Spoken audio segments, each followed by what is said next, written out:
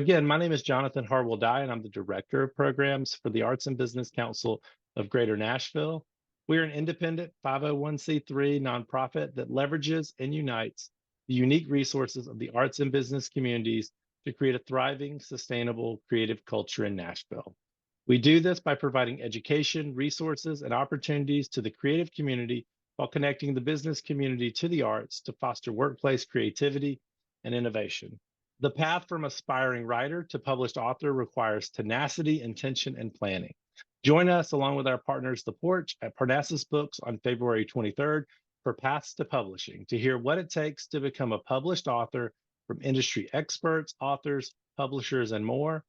This continuing legal education course is approved by the Tennessee Commission on Continuing Legal Education for CLE credit, but you don't have to be an attorney to attend, and all attendees will receive a 10% off coupon good at Parnassus Books for the day of the event. Restrictions do apply. If you are an artist living in the greater Nashville area who wants to turn your artistic practice into a thriving business, Periscope Artist Entrepreneur Training may be for you. Periscope is an annual intensive training opportunity that empowers working artists to see their creative practice through an entrepreneurial lens. Led by highly experienced instructors from within Nashville's entrepreneurial community, along with breakout sessions facilitated by some of Nashville's top arts professionals, Periscope is designed to be a transformative experience for each artist, sparking the moment when their career will truly take off. The deadline to apply for the 2024 class is February 8th, and in-person classes begin on March 28th. ABC's flagship program is the Volunteer Lawyers and Professionals for the Arts, a referral service providing pro bono legal assistance to income-qualified artists, arts organizations, and creative businesses in Tennessee. The LPA hosts a monthly virtual Black-owned small business and nonprofit legal clinic with our partners at the Bradley Law Firm. Tennessee small businesses that are at least 51% Black-owned with less than $1 million a year in annual revenue and 10 or fewer employees are eligible. And finally, I'm excited to share that the Arts and Business Council offers fiscal sponsorship to independent filmmakers and documentarians for projects produced in Tennessee. In fact, one such fiscally sponsored film, The River, a songwriter's stories of the South, is premiering at the Belcourt Theater on March 19th. Fiscal sponsorship provides essential support for film and documentary projects, including the ability to receive tax-deductible donations and grants from government agencies, foundations, trusts, individuals, and philanthropic entities. Eligible projects must be independent or documentary endeavors, such as short or feature films, television or docuseries, web series, podcasts, and experimental and immersive media. Projects are required to be produced in Tennessee with at least 51% of production occurring in the state. Now let's watch a short video from the Tennessee Entertainment Commission about the impact of the film, music, and entertainment industries in the state.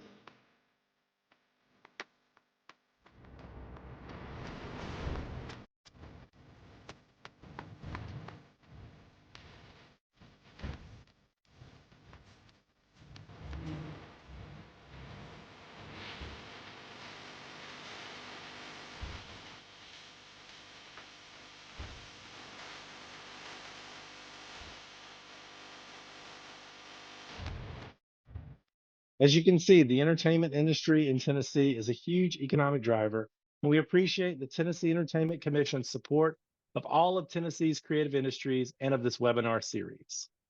And with that, I'm excited to turn the program over to today's panel moderator, Sarah Finklea. Sarah has worked to bring films to audiences for over 2 decades, distributing hundreds of classic, independent, and international films to theaters, TV streaming, and home video. She has worked with Janus Films, the Criterion Collection, Cowboy Pictures, and as an independent consultant here in Nashville. She currently manages sale operations at Blueprint.Inc. Sarah, thank you so much for being here today. Thank you. Hi, everyone. All right, we have a great panel.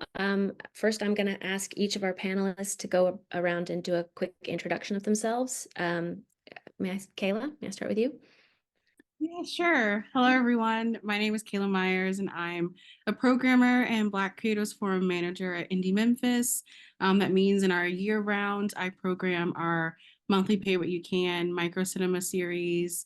And then for the festival, I also focus on shorts and music videos and our hometowner programming, which is Memphis-based, Memphis-made work. And then the Black Creators Forum program, I manage.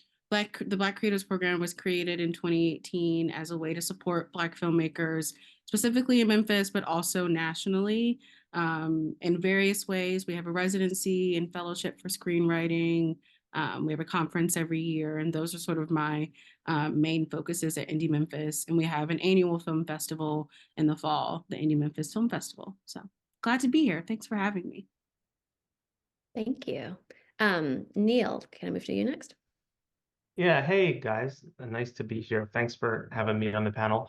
I oversee distribution and marketing for Magnolia Pictures. We're a all rights theatrical film distributor based in New York. I've been here at Magnolia for 18 years, and we release all kinds of movies. You guys have probably seen some of them or heard of some of them. We recently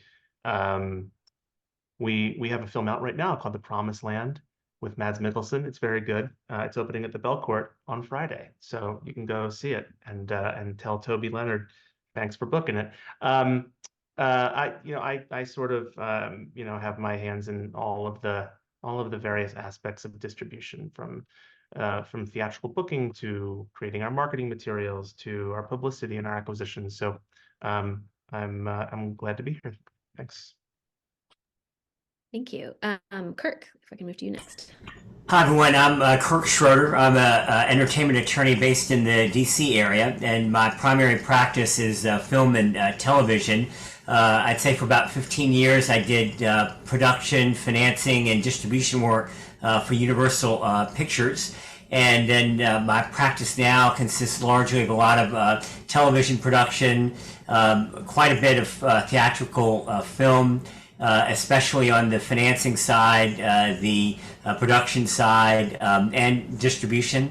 I'm the co-editor of the Essential Guide to Entertainment Law, and just happy to be here. Happy to answer questions. Thanks, Kirk. And Ricky, can I ask you to introduce yourself? Yeah. Hey everyone, I'm Ricky Burchell, independent filmmaker, and I do a little bit about everything. I'm a writer, director, producer. I've done editing, I've done sound design, mixing. So I've done a little bit of everything in the films. But what I've made the films, released the films, distributed them internationally. From some of my films been on Netflix to Peacock. I mean, just all over the world as well. Had deals in Africa, Brazil, South American deals, all kind of different deals with the films I produce. I think I'm at maybe my 8th, 9th film. And I'm getting ready to release 2 films this year and probably produce 2 films this year. So that's a little bit of just my resume. Thank you. All right, so to jump into our discussion today, I know from the questions that have been submitted by some of our audience members that many of you are filmmakers that maybe have a film ready to go. So I wanted us to talk about distribution from that perspective of just not being sure what to do next with your film. Obviously, the traditional model for decades was, that a film would be put out in theaters first before it became available in other ways to sort of watch at home. That has obviously changed in recent years. I mean, there was obviously the pandemic and sort of theaters shutting down, but even prior to that, there was sort of the rise of streaming. And now we have now the model very much is that most films, even big name films, are being released simultaneously on home video, sometimes not at all in theaters. So I wanted to talk about what the distribution landscape looks now and how it has changed specifically for indie films and for people who are trying to get into the industry for the first time. So I suppose the first question I wanted to ask was about film festivals. Obviously, a lot of filmmakers, the idea of, get your film into a film festival and then it can be in front of an audience. So I wanted to speak to the pros and cons of submitting a film to film festivals, if I can kick that question to Kayla. Yeah, I think this is a big question that has like a multi-pronged answer. I think part of film festivals is like one aspect of distributing your film. And I think for a long time, the idea, as you've kind of already hinted at, Sarah, was that you would go to a film festival. Ideally, you would get some form of a distribution deal or some kind of distribution interest from your experience at that film festival. I think it depends on the film festival, of course. For Indie Memphis specifically, because we are like a regional film festival that does have some industry presence, but we're not quite the same kind of film festival. Like something that I think most people are familiar with is like Sundance, where that kind of conversation tends to happen more often. There's a larger industry presence at that film festival. So I think the better question to ask is, what kind of experience do you want with your film? What film festivals do you want to actually go to? What are they like?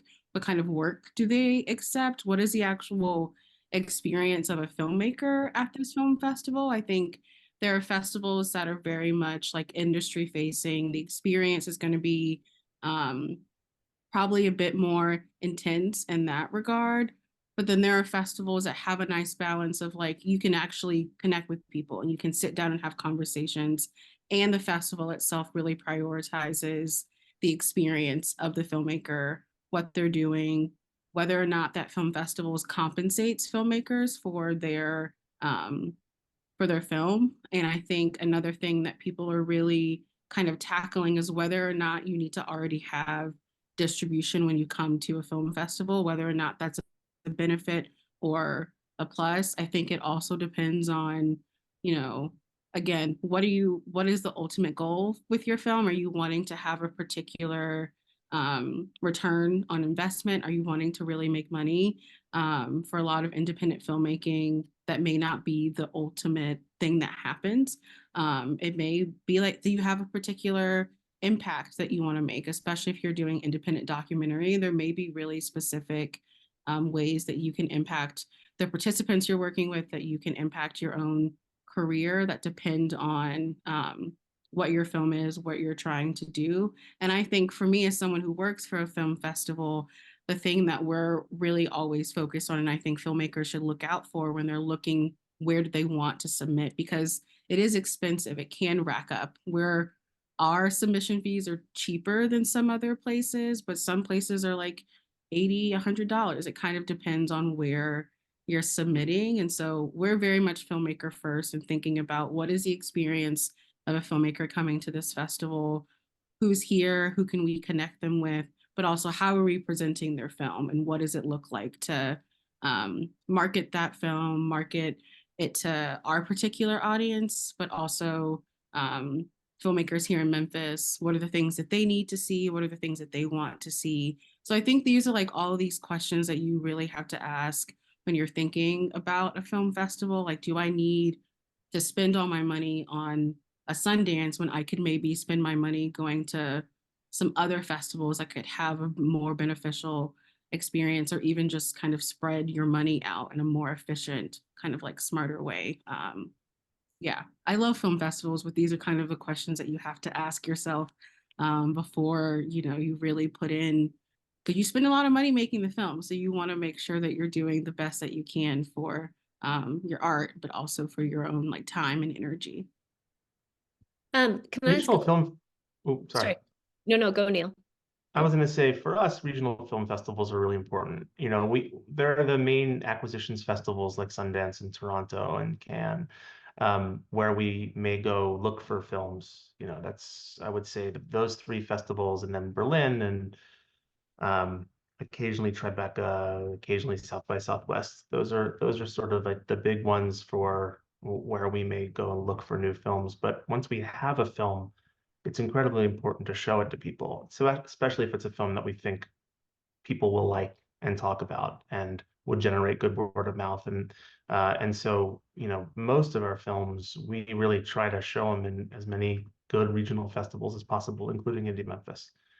It's really important for building that kind of groundswell of support for a film. As a theatrical distribution person, I'm sometimes of the mind that, well, audiences might be small. Let's not give away these tickets. Let's not, let let's not let Indie Memphis show it. If I want to bring it back and open it in Memphis, maybe those 200 people that saw it at the theater or at the festival are the same people that would see it at a theater. But when you have a film that you think is going to be a real audience pleaser, then all that goes out the window. And you know, you want to get it in front of as many audiences, good audiences as possible. So it's still a very important part of the ecosystem of like a film's life for us, from the point of acquisition up through release. Yeah, I might add that it's important to know the key traits of a festival. Some festivals are not really market oriented. That means that they're not going to have many buyers or aggregators there. I can think of a few on the East Coast that really are more artistic and academic in nature. So it's important, if you want to get in front of buyers, to find the festivals that have that presence. Second, a lot of my clients always have a game plan for a film festival. I notice they're not just showing up and showing a film.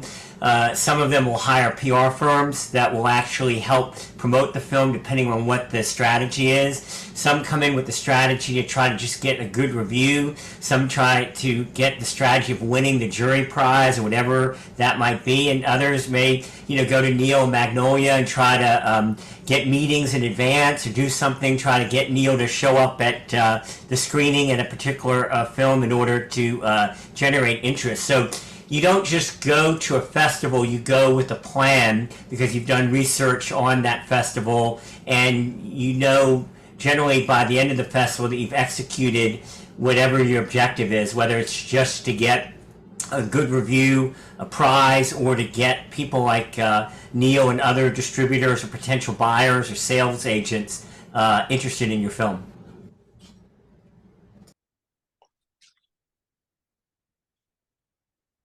Ricky, did you have some thoughts? I had another question that I wanted to kick back in as well. Yeah, I'd give my thoughts on that.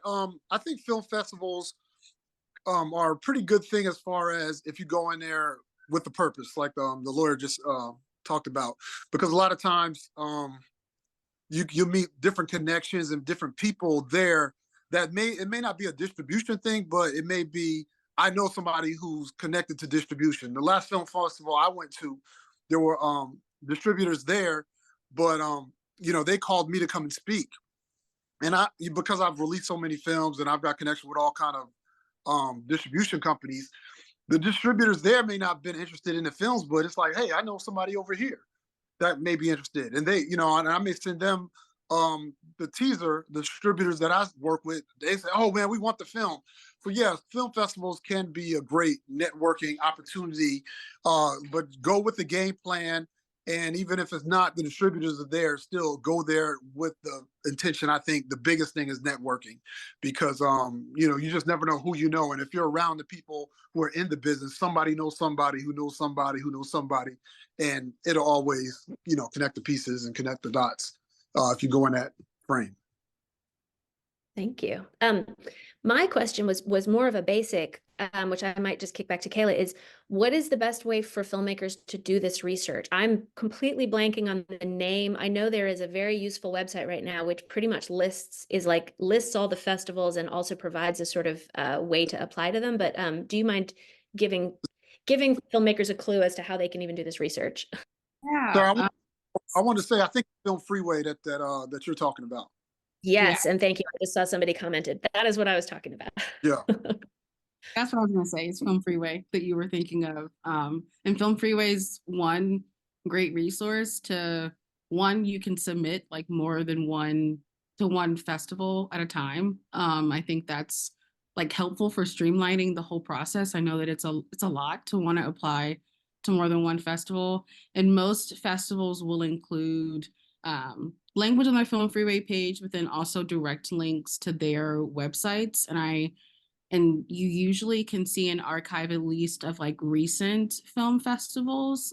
So I think looking through like past editions of those festivals, what kind of work did they program? How was it programmed? I think especially as someone who programs shorts, like looking at, if you're making shorts, like how was that block curated? How was it arranged? Like, did it seem like it was done in a way that was like thoughtful and intentional? I think those are really good ways of like finding baseline information about a film festival, filmmakers also can put reviews on Film Freeway. So you can read reviews of festivals also on Film Freeway, and then also just Googling. I think social media and seeing what people have to say about their experiences at a festival is also really helpful in that regard. And also if staff like have their emails on their on the website, I think being very like clear and specific about what you're asking for to the general emails that are on festivals' websites, I think that's really helpful, because sometimes it's hard to get a question that's very general, but being specific about like what you're looking for, what you're asking. I think asking festivals directly is absolutely fine. And if festivals don't respond to you, then I feel like they're less worth your time if they haven't taken the time to actually respond to your email, because they don't exist without filmmakers and filmmakers' work. But those are some of the like basic ways to research. And then if you have friends who are also working in film, or maybe have worked in another capacity with the festival, because the festival includes so many components. Like the film is the main reason we're all here, the main reason we're all supporting, but there are other aspects like volunteers. Ask like if there's volunteers, who've worked with the festival, what has their experience been like? I think those are some of the things that I would do if I was looking at where do I want to potentially apply. And then also just like coming back to their social media, like their marketing, how do they actually talk about the films that they're presenting, and who have they worked with in the past, who are their sponsors, who's supporting them. I think those are all things worth like looking at. But Film Freeway is, I think, really, really helpful, especially for those filmmaker review parts, and also the components that you need to submit, and what sort of like things you need to know about after you've submitted, and if you're accepted, and what the festival is expecting of you, like file type, all of those like nitty gritty things that are really important when it comes to actually putting the festival together. What a great resource. Like cheers to the folks that developed Film Freeway. All right. Thank you. So let's move then to my next topic, which I guess was sort of generally, this is one of the ways you can get your film in front of a distributor. What are other ways, if you want to go the distribution route, if you want to work with an outside distributor, what are the ways to get your film in front of a distributor? And then how does a filmmaker ensure that a distributor is the right fit for their film? And I know this is sort of a Neil, Ricky, Kirk question, but Neil, if you want to start, then we'll move around. Well, yeah. I mean, first I want to say that like whenever I've been on a few panels, and the question always comes up, like, how do we get our film in front of you? Which is, the answer is really easy. It's just send us a link, because we will accept and watch every film that comes our way. They do not have to be vetted by a sales agent or producer's rep or anything like that. So we have an acquisition staff that will watch basically anything that comes our way. So feel free to do that. The kind of the more important part of the other side of that is like, well, what if I want to do it outside of like base, the all rights distributors like Magnolia? And I'm really glad that Ricky is on this Zoom, because I kind of stumble through those questions. Like, well, you have to do it yourself this way, and you can work with this person for that, and you have to hire a publicist, and you have to hire people to do your marketing materials. But I'm actually really curious to hear Ricky's experiences, and how you've managed to do 8 or 9 films and make them successful and make them work for you. I mean, I'll just conclude my part by saying, like, we will look at anything, typically the films that come to us come through a sales agent or a producer's rep, but that's not a necessity. And we will look at everything. If we happen to be at a regional festival and see something that's undistributed and we really love it, then that's an option for us. So what we pick up has changed over the years, but that element of it has not. So. Ricky. I'll, Yeah. I'll jump. Or Neil, you want to go? No, I Who think wants- I think that's good for me. I'll follow you, Rick. Sure. Okay. No, Rick, I'm you going to want- follow you. Okay, cool. Yeah. So with distribution, I'll just give a little bit of experience about what I've been through with distribution and what advice I would give to any probably up and coming filmmakers. The first thing, like getting distribution, has never ever been an issue for me with any of the films that I've made. That's just kind of been like, I thought that was going to be like, oh, distribution you hear about, that's really never was a problem. And I think if you, as a filmmaker, if you focus on, okay, this is a quality product, because a part of it is story, of course. You want to have a good story, you want to fit in a genre, but part of filmmaking is really still a technical aspect of it. So if you get the technical aspect to a good level, you know, it may not have to be the A+ of everything, but if you get it to a passable level, I'm pretty sure you can get distribution. You know, then like I said, you got to look at other little aspects of it as far as the genre you're in and you know, maybe who's in the film. But sometimes that's neither here nor there because genres change. The goalposts, I've always noticed, when it comes to those type of things, have always changed. You may have somebody in the film that has a great following and you think it's going to be, you know, do great, and it doesn't. Then you have nobody in the film and it's a genre film and it's a genre piece, and you know, my mind has been blown. I'm like, wow, this is doing this great. Oh wow, I didn't realize that. So that it would do great just based on it being in a certain type of genre with no stars and nobody recognizable in there. So like I said, the goalpost is always moving. I think if you make sure everything's technically right, you know what distributors are looking for as far as, okay, we're looking for 5.1, we're looking for stereo, we need M&E tracks, we need to, you know, the color correction has to be right, we're looking for this type of quality, you know, just those type of things. If you can get to that standard, I think as a filmmaker, you know the story you want to tell, you know the message you want to tell, you know what genre you fit in, and sometimes you just got to be true to that no matter what's hot or what's not. Because like I said, I've done films, distributors have told me no, but I've always gotten other offers from other people, and some of the times when they tell me no, I land in another distributor, and this is the biggest blessing in disguise per se, because it does way more than I ever anticipated. And then things that you think are some of the greatest, oh man, I got so-and-so in the film, oh man, it's got to be good. You know, I got these named actors, it's in this genre, and then it's crickets. It's like, golly, you know, you may get the distribution, but as far as what it's doing, it just doesn't, it may not do what you expected it to do based on the names and all the people you may have in the film and the genre you fit in. So just know Ricky, the goal. Oh, sorry. But Can I add, do you mind naming some of the, because I know you've worked with a couple different distribution companies. Would you mind, you know, telling us about some of the names you've worked with in terms of your different films? as far as the distribution companies, Yeah, and I guess how you found them. Like how did you find the distribution companies you were sending your films to? so when I did my very first film, I did a film, I think it was 2000. It's my very first feature film. It was 2015. I did my very first feature film, and you know, I signed with a rep. What's the reps called when they go and shop the films for you? I keep forgetting the names of it. A sales agent. Sales agent. So I signed with a sales agent. They had a certain territory that they were allowed to sell it in. They went and sold it to, or not sold it. They went and got a distribution deal with one company, and then which I really totally hated. I was kind of really upset with the whole thing, but that's a whole nother learning process you had to go through. Sales agent sold it to this one company to distribute it. The distribution company actually ended up doing, they went outside the territories, and the film kind of was starting to get messed up, but I had, you know, my paperwork properly together.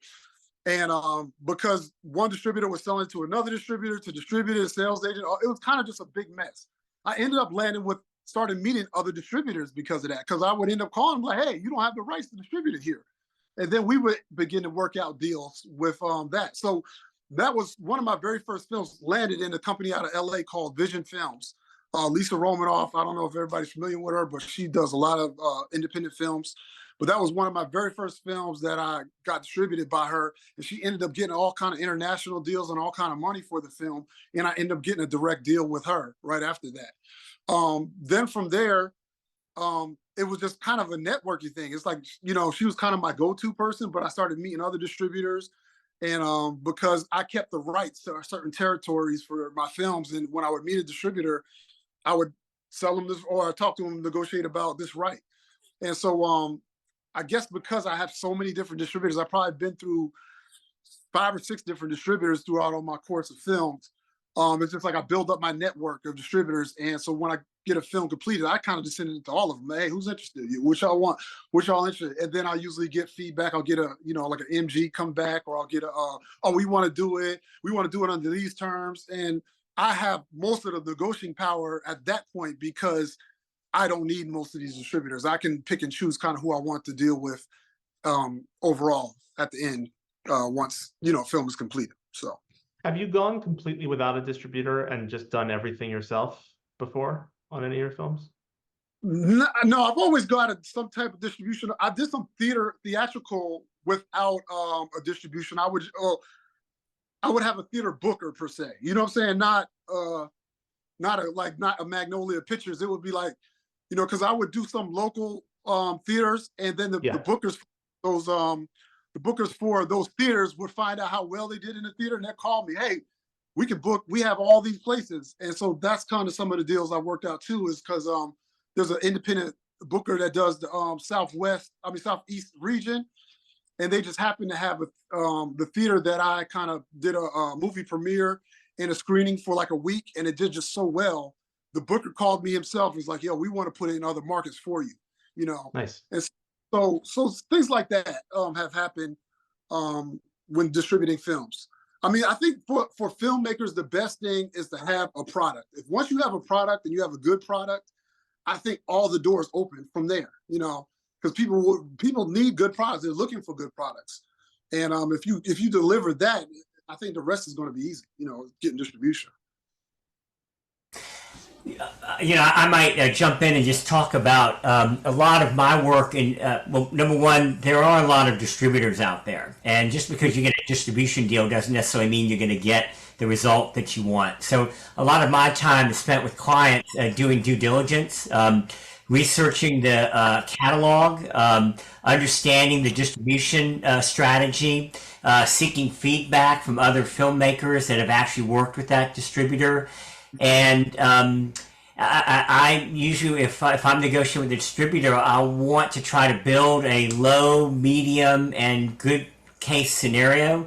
A lot of my clients have financing deals. They either have investors or other people that are hoping to have some shot in a high-risk world of making their money back. You know, I've had situations where a client wants to go with a distributor, and when we're really trying to build a model, you ask the distributor, what's your best-selling film? What's the price you've got for your best-selling film? And that best-selling film doesn't even come close to even having a shot at my client being able to return money for an investor. So you're almost telling your investors you're never going to make any money. You're not even doing that. And you can even have lawsuits and malpractice and all sorts of stuff. So I would just emphasize that due diligence is really a key. You don't want to end up with a distributor that will just kind of park your film as part of their catalog, and they might make it available at some festivals and things like that and not necessarily push it. A lot of distributors these days have a back-end clause where, you know, if they can't get it sold, it's going to kind of end up on their internet platform, you know, that as if that draws, you know, an audience or not. So you have to be careful about these nuances in the agreement. And it's hard because some clients get romantic with the idea that they have a distributor, but it may not necessarily be the right distributor for them or their circumstances. And likewise, the online market is dramatically changing. Netflix is now, promoting and listing their top 10. They're trying to see if they can start becoming more like a theatrical box office and giving releases of what is popular or not. That's shaking up the industry. Amazon Prime now is looking to go to an ad model, and that is also affecting how deals are done, even in the online platform. So I just want to emphasize that due diligence just is really key when you're looking at a distributor. Again, just because you have a distribution deal doesn't necessarily mean that that was the right place to place your film, and there's nothing sadder than a client who is locked up in a 7 or 10-year distribution deal with a place that they feel like, 6 months into it, 8 months into it, nothing's happening, and their film is just kind of stuck. Yeah. And Kirk, we actually had a couple questions in the comment about sort of key aspects in terms of a distribution agreement, which you sort of touched on a little bit there. Well, and Neil, feel free to jump in. I mean, I think, number one, as part of the due diligence, what is the marketing commitment to a film? Is there a marketing commitment? Is it going to be a promotional effort? And you try to get that into the deal itself. Some distributors will give you a side letter. Some will actually put some sort of marketing commitment, and they can be really tricky about that as to whether that's part of an advance or whether that marketing commitment is aggregated. That is, that they're marketing it with a whole bunch of films, and so there's not really an emphasis on your film as opposed to other films, depending on, again, the marketing strategy of the distributor. A lot of distributors these days find, they're aggregators, which are, they essentially go to Netflix, others, and they aggregate. I don't know, Neil, are y'all aggregators, or do you? No, I didn't think you were. That's why I'm saying this. You have to be careful of aggregate. You have to understand how do they really function, and do they, when they release, what is the release strategy? A lot of art house distributors will only distribute maybe 10, 12, 14 art houses around major cities. Some distributors may want to say, look, we want to qualify for an Oscar. What can we do with that? So again, part of that is part due diligence and part trying to get that into an agreement that you feel you can rely on. Once you get past those key points, is there an advance possible? And if so, what is that advance, and how is that calculated? Now, that's going to be different than in a financing situation where we do what's called a negative pickup or a pre-sale right, which is not really in the zone of this conversation. Revenue share. Neil, what are you all offering these days? If I'm talking to you over at Magnolia, how do you work your watershed? Well, typically, when we're making an offer, we'll propose an MG. And I tell our audience what an MG is. Oh, that's a minimum guarantee for anybody. Okay, just wanted to make sure. Thank you. Yeah. So we'll propose a minimum guarantee, a term of the license. So let's say it's 15 years. 7, 6, 7. Usually we try for 15 as a minimum. Oh, 15. Okay. All right. Yeah. So for 15, what am I? Years. Yeah. Everybody. So for 15 years and a minimum guarantee, what am I getting? What's the word? So basically, we will recoup our expenses. We'll take a 30% distribution fee off the top of every dollar. Will there be a cap on your distribution expenses? We negotiate caps on some films, yeah. Okay, so you might want to negotiate a cap. We always find that it's in everybody's best interest to keep the spending low. Okay, and then will you commit any of that specifically to marketing that film? Will you, as far as a marketing budget or anything like that? Yeah, everything is done independently of other films. So we wouldn't like tie somebody else's promotion and marketing into another film. But then once we're recouped, it's usually a split of 80-20 to the licensor, so to the filmmaker. So at Magnolia, just for our audience, they're going to take their fee right off the top at 35%, right? 30. Then they're going to take 35 sometimes, sure. But yeah, usually 30. I'm sorry, I thought you said 35. I wasn't necessarily agreeing to this. Oh, hey, Rick, you're muted. Yeah, you're muted, Rick. I said I heard 20 some too, Neil. No problem. No, I was just trying to help you out, Neil. But anyway, so just so our audience knows, if you go to Magnolia, which is typical of a distributor, they're gonna take their fee off the top, 20%. But you're also getting an advance, so and that's going to be applied against whatever monies come in. Then expenses come after that. You may negotiate a cap on the expenses, and then you don't want, if a film's doing really well, you don't want to create a disincentive. So I might say to Neil, can we have a some agreement to extend the cap or keep going if things look good. So there's that interaction. So at that point, you still have an advance. The 20%'s off the top. Then they've recouped. What's a typical budget? What would be a budget you would say for film? What would be average? Yeah, I mean, let's say we an MG is 250. Okay. 250,000, and then we spend 250,000. So we commit $500,000 that we then have to recoup, and then once we're recouped, then 80% goes to the filmmaker and 20% stays at Magnolia. So in that instance, for the filmmaker, they already got 250,000 up front, and then the film's going to have to do about 500 or more before they might get to that 80% of that back end. And you have to understand that there'll still be more expenses ongoing. It doesn't just stop in the woods there. So that's kind of a typical, a good scenario. Duration, we've already talked about 15 years. Are y'all worldwide, Neil? Occasionally we'll take on worldwide, but typically just U.S. So will we reserve, if I'm negotiating for a client, will I just reserve U.S., North America? What is typical? We have an output deal with a Canadian distributor, so usually if we acquire North American, we just sub-license it to the Canadian distributor. And then would we be free to negotiate our own deals and find an international agent, or yes. How do you work that? Okay. Yep. So that's a typical discussion, just very top surface. Yep.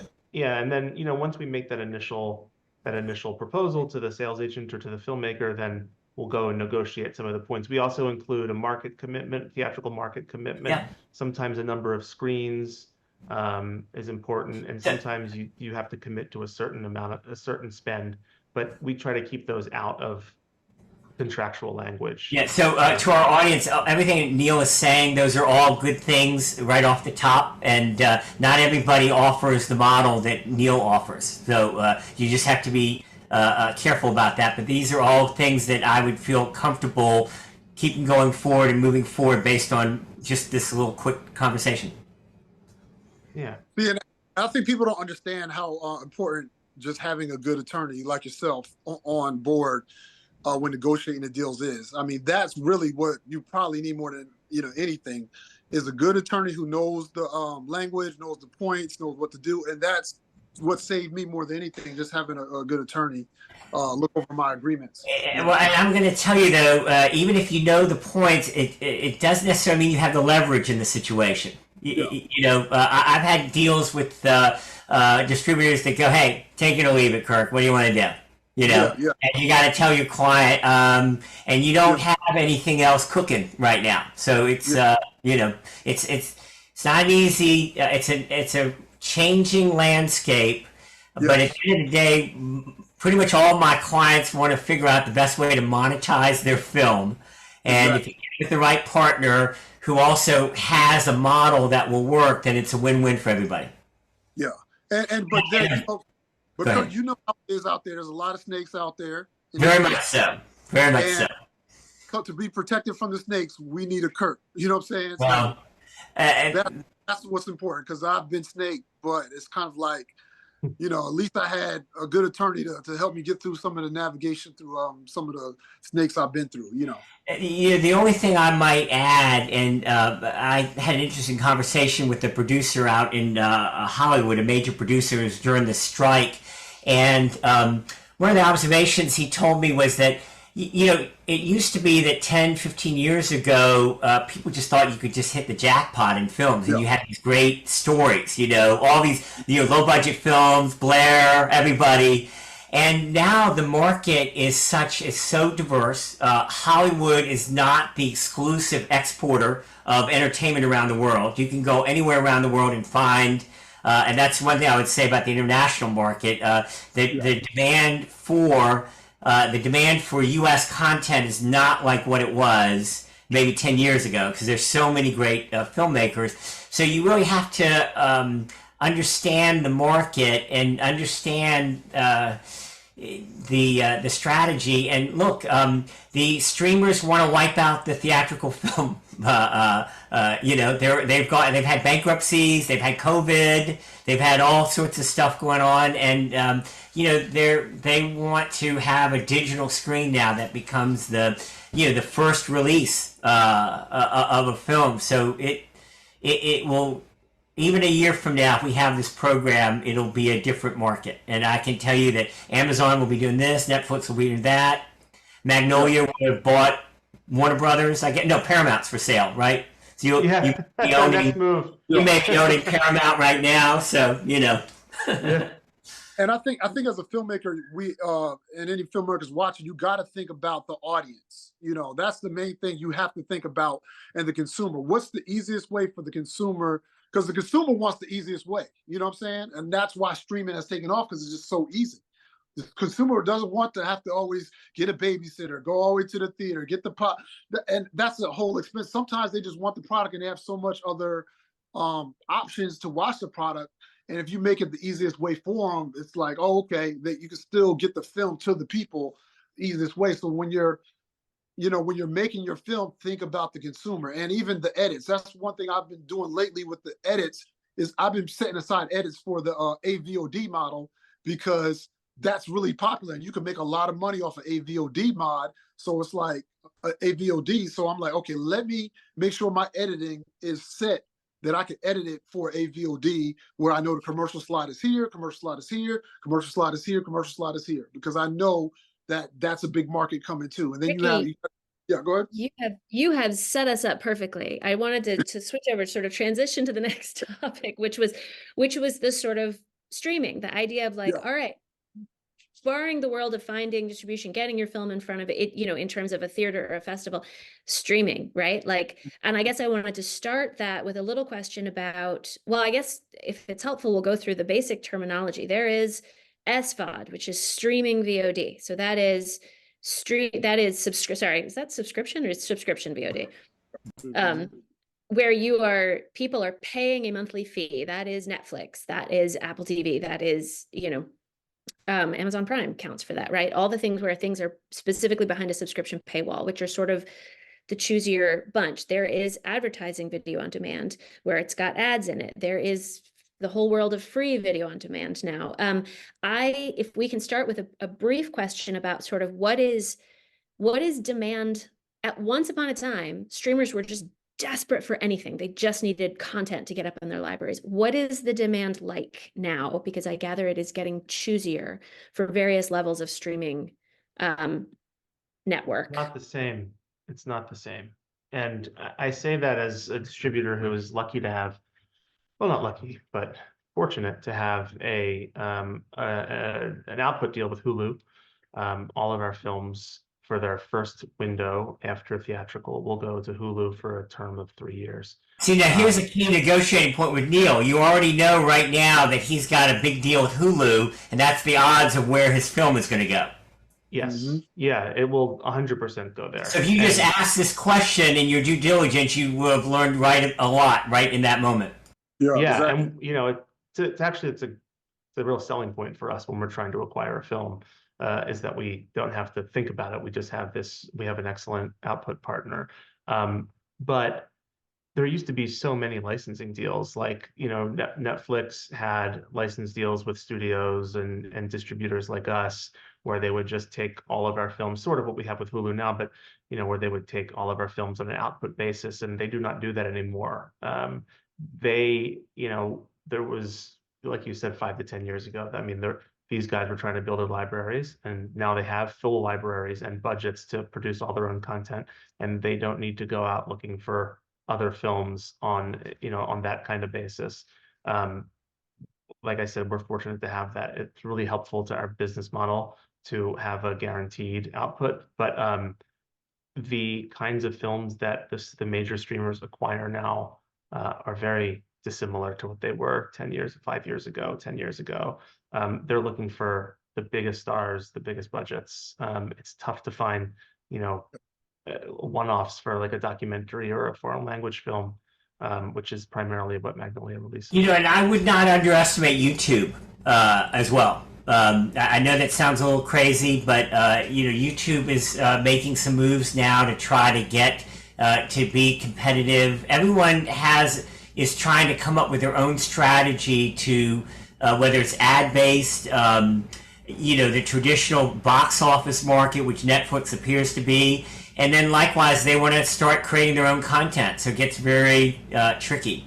I would say that those clients that have a niche, like for example, that know how to make a good horror film, or know how to make a good cultural film, or just some sort of niche, and know what type of budget they need to bring it in order to make money back for their investors, and generally where the market is, they're generally going to do well. Someone says, "Oh, I've got a rom-com." Everybody has a rom-com. It's either good or it's bad, and you go from there. Yeah. I also wanted to, sorry, Ricky, do you mind, as you're answering that, also speaking to what you brought up about being flexible on format? You were talking about that was one of our questions actually, was how are you editing how are you shaping your films to distribute in the sort of advertising video on demand space versus, I think there was a question in the comment too about like, how would you distribute a feature versus like a multi-series in the sort of streaming world? If you could speak to that, Ricky. Well, first I wanted to just piggyback what he was saying. People don't understand how important genre is, and knowing your genre is too, and what it brings, and how to enter that genre. As far as the editing part, and just putting the films together, I just kind of just realized, over the years of just continue to release them films, seeing where they land at. And I'm like, and I just studied the market between TVOD, SVOD, and AVOD. And I'm like, okay, if it lands here, I need to have an edit here, because you want the commercial to play, but you want people to watch it for the next commercial. So it's like, okay, but if I stop it right here, leave them on a cliffhanger here, just like, TV was, leave them on a cliffhanger. They'll watch this ad. I get paid off the ad. Then they watch it to the next part, and I stop it right here, let the ad play. So I begin to just start mapping out, okay, right here is where I want this ad to play. Okay, I'm gonna make sure the marker is here. When I give it to the distributor, I can even tell them ad here, ad here, ad here, if they're going to AVOD route. And like I said, just having those set up for each kind of platform. And then distributor is going to ask for an M&E track. That's another thing. It's just kind of just without the dialogue, and that they can go and create, if they're selling to a foreign territory, they're going to add their actors or however they do it. They get voiceover actors to do their lines. And you got to have that ready and prepared for the distributor to for the overseas market. So with all that being said, and I'm trying my best to answer the question, is just be prepared for every type of way, every type of genre. Just know going into it, if it's going to land here, I need to be prepared for this. If it's going to land here, I need to be prepared for this. If it's going to be theaters, okay, do I have to have a DCB package ready, or does Magnolia have it? I just need to know all these type of things I need to be ready for when it's time to release a film. And so you're not scrambling. Oh, man, we want to do theaters. All right, great. Here you go. Here's the DCP. All you got to do is make copies. Here's the poster. Here's the, whatever you need for that. Then, okay, it's going to go AVOD. Boom. Here you go. Here this is. Then if SVOD, boom, here this is. TVOD, here you go. So just being prepared and being ready for every type of format to release it, Yeah. Did that answer your question?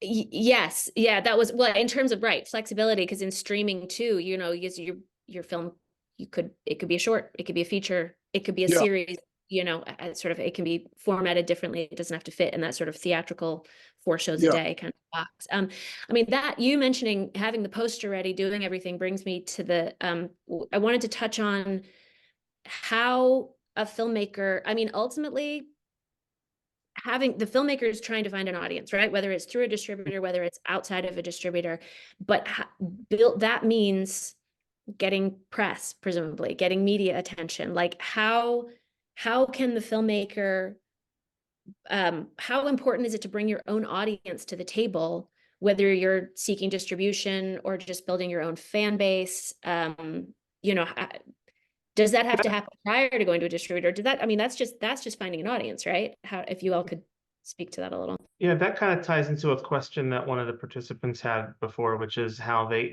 filmmaker can work in tandem with the distributor for marketing. And the answer to that is in every possible way. You know, we really, you've lived with your films more than we have, longer than we have. It's part of your life. So when we're working with filmmakers, we want to tap into their network. You know, if they have friends with big Instagram followers, or they have, you know, a really great TikTok account, you know, we want to feed content to those platforms. We want to have them invite people to a premiere of a film or to an opening night screening, and we want their input on marketing materials. You know, I work very closely with all of our filmmakers for you know, creating our poster and cutting our trailers. Basically, like whatever kind of help and insight a filmmaker has is helpful to us, unless they're terrible people and we hate them. But like that doesn't happen often, you know. They're usually great. So you know. I'd add I mean, it's the same thing for like a film festival too. Those are things that are helpful for us in knowing, you know, we're looking at a lot of films every year. I watch way too many, but it's fine. I'm happy to do it. And I think that is another part of that as well. And Ricky, I also wanted to say I appreciated you making the point about, do you need a DCP? Do you have a poster? Do you have all of these elements that are like added labor and added time to you as a filmmaker? Those are things to think about, like what things do you need? Because the film festival will also ask you, do you have a DCP? Do you have do you have these formats that will work for theatrical screening, because the film festival is based in a theatrical experience in that way.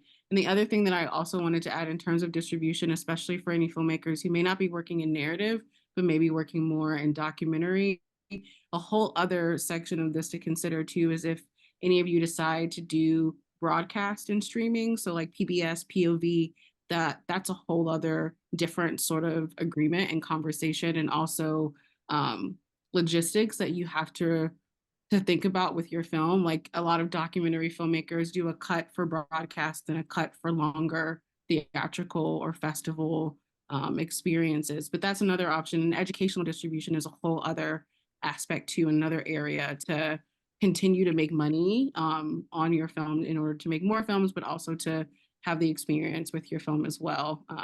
That's a whole other conversation, but I think it's another area that I really wanted to call out for filmmakers. Thank you so much for bringing up educational distribution. That is a long-term thing. And the POV, they pay money. They are a good partner. They have an incredible team of people that work on these documentaries to make sure they find an audience. I mean, I know that's a rarefied place. I'm sure there are other broadcasting opportunities, but And I hate to be the lawyer going wah-wah, but sometimes the marketing team and the filmmaker do not agree on the strategy. And you really, like, I have gotten a big fight with Gravitas because my client was furious over the poster. And so just because you're bringing those things doesn't mean they're going to accept it, number one. Yeah. And I can't tell you how many times I've had clients go, oh my God, you don't believe what they've done to my film, what they're doing and how they're marketing it. And at the end of the day, they're going to have final control. So these sort of due diligence things are, you know, are just really important. Yeah. I've been there, Kurt. So trust me, when you said that, I laughed because yes, distributors sometimes will just, hey, we're changing artwork. And that's one thing I put in my contracts. I need to see what you do first before we put it out there. That's one thing. Well, they'll let you see it and then they'll go do it. So you get this fine negotiating points there. So anyway, I didn't want to pop any balloons, but I just want to say that you got to be, except for Neil. Neil will do whatever you want while you're marketing. I will say that it doesn't serve us to put materials out in the world that our filmmakers hate, because then they're just not going to share them, and they're going to feel that they weren't heard and they're going to be less inclined to help us promote their work. So, you know, I would say it's a rare case that we really disagree with a filmmaker over our materials. And we always try to find middle ground. And as a filmmaker, I try to do the make it so much easier for the distributor. Like when the trailers, you know, I'll have 2 or 3 trailers. I'll have a 2:30.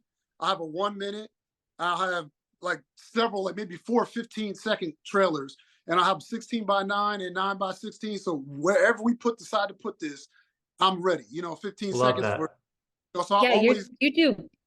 You're doing all the work. That yeah, I try to do all the work. So, you know, and like with some of my distribution partners, I'll talk to them about, you know, hey, what do you want? What do you need? What are you thinking? Hey, this is what I'm thinking. So I usually even come to them with my whole marketing plan, but see, they're probably a little bit more experts, but I'll at least come with a plan. Hey, this is what I'm thinking. I got this, this, and this, this, and this. What do you think? And then they'll say, yeah, this is really good. We need to do it this way. And we'll put some money towards this. And so, you know, as a filmmaker, I'm constantly learning from the distributors because I'm always going to have another film. And it's like, okay, they did this. This worked. Oh, wow. If I may not even use them for my next film, I still got a nugget from it. Like, okay, they did this. This worked really well. I'm going to use this for my next film, you know. So. Well, so Jonathan, I wanted to check in. I think we touched on all the topics I wanted to do. I know, it is 3:05 Nashville time. So I wanted to see, do we have a few minutes to address some of the questions that are coming in?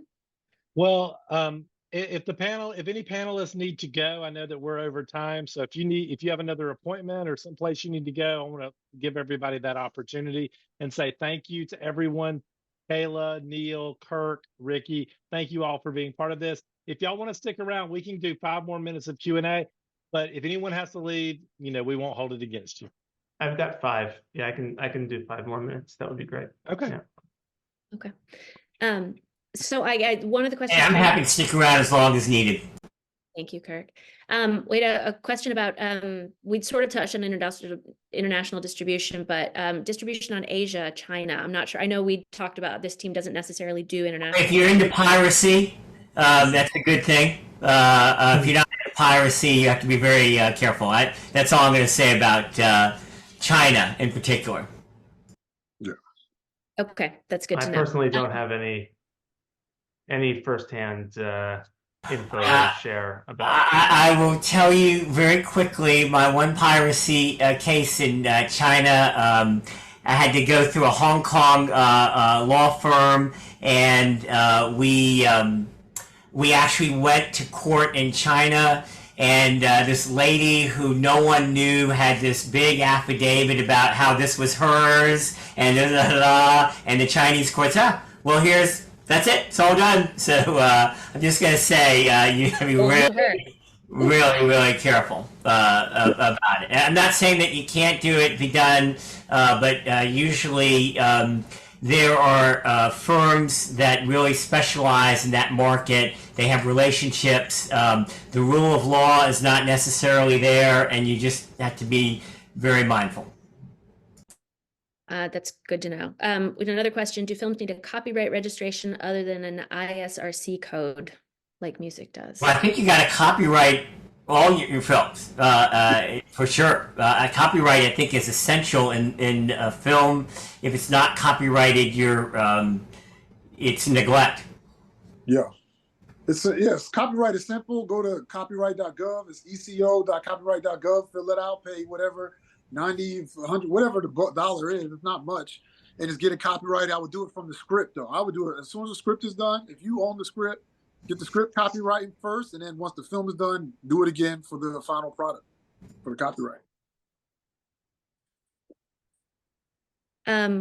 This is a follow-up question about ISRC codes or digital codes in music. I'm not familiar with that term in terms of film. Well, I'll just say that and I'm not a big music lawyer. I think there's one actually in our audience that I saw, but in the music world, there are multiple revenue streams just in a piece of music. There's the underlying song, there could be underlying lyrics, there's the actual recording. So those codes actually help in the management of those rights. In a film, you don't have those rights. You have typically, on the music side, a sync license, and that's a negotiated fee for sync, unless some people negotiate with a composer to actually compose original music, and then there's a negotiation about how those composer rights, music publishing rights, will be handled. But I just emphasize the copyright. If you're not copyrighting your stuff, you are in for trouble. Yeah, the only Agreed. thing I'll add to that is that, with film, there are things that you need to make sure you clear, like music. That's a big one that often gets people caught up for a very long time. And so a music supervisor is usually on a film is who's doing that, like clearing for music. And there's some great clearance companies that will help you do all that. The only war story I have there is going to a premiere of a film, hearing music that I don't ever recall us clearing, and I said to the client later, I don't think you have the rights to that stuff. Again, the wah-wah. And that was about a $40,000 event to go get those rights after. Because once they know you're committed, you don't have a way to go, the price goes up dramatically. So. And I will say film festivals, it depends on the film festival. Sometimes, like, our festival is a little bit open to whether or not you have things cleared. It just depends. But once you get to that next step of like a distributor, that stuff, all of that needs to be figured out. I just want to stress that how important you need a Kirk in your corner if you're a filmmaker. You need a good lawyer. That's just so important. And he can help you navigate through all those copyright issues and stuff like that. So Otherwise, Neil will pick on you. That's it. yeah, I'm exactly. the bully. I'm just teasing. Yeah. All right, Neil, come on. Yeah. So yeah, definitely. Yeah, you need if you make a film, I say there's 5 aspects to a film. There's the lighting, there's the sound, there's the talent, there's the music, and the 5th one is the lawyer. You got to have a legal part of the film. If you got to have all 5 of those working for you at the same time when making a film. I agree. Well, I think, Jonathan, it is now 3:11. I think we may have to call it at this point. I wanted to thank everybody. This has been absolutely lovely hearing you all talk about this topic, and myself.